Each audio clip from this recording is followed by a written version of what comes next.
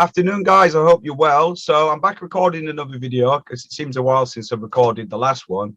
What I want to talk about today is a question I'm often asked when teaching or mentoring, and it's how do you know that you are experienced enough to make good judgments with music? Now, that's a really difficult question to answer because it's something that evolves over time and it is a combination of lots of different things and experiences. But if I was to kind of put a gauge on it, the way I look at it, and this is only my theory, is if you look at the studies of animals and how they think and how they react to situation, everything's done on instinct.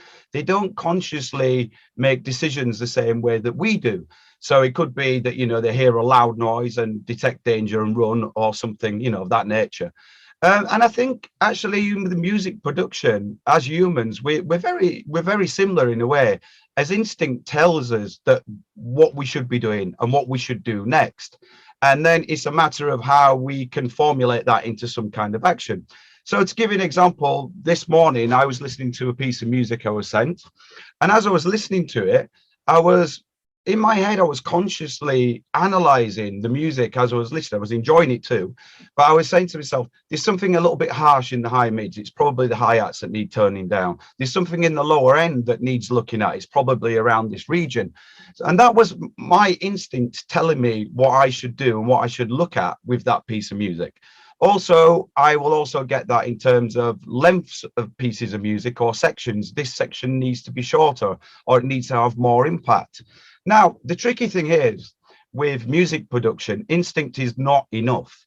Instinct is great and we all have it. And if we were sat in a studio with somebody who's, maybe a talented sound engineer or producer, and we could convey what we're thinking to them and they could actually physically, make the modifications or changes based on what we've described. If we don't have that, we have to have the experience to do it ourselves. And that's where practice and time, dedicating time to music production, learning things thoroughly will help you out and it will make that process faster. So, for example, when I say in my head, there's something harsh in the high mids and it's a hi-hats, I'm also thinking what to do. I need to go to the EQ and I need to do a cut around this region. Or I'm listening to a synthesizer sound. It's not fat enough. I need to change the tuning on it or detune it, or I need to take like one of the octave steps down.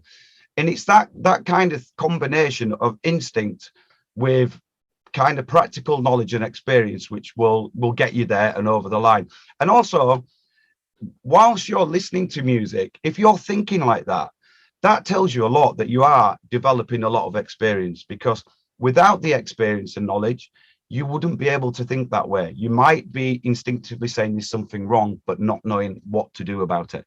So I hope that helps, and see you next time.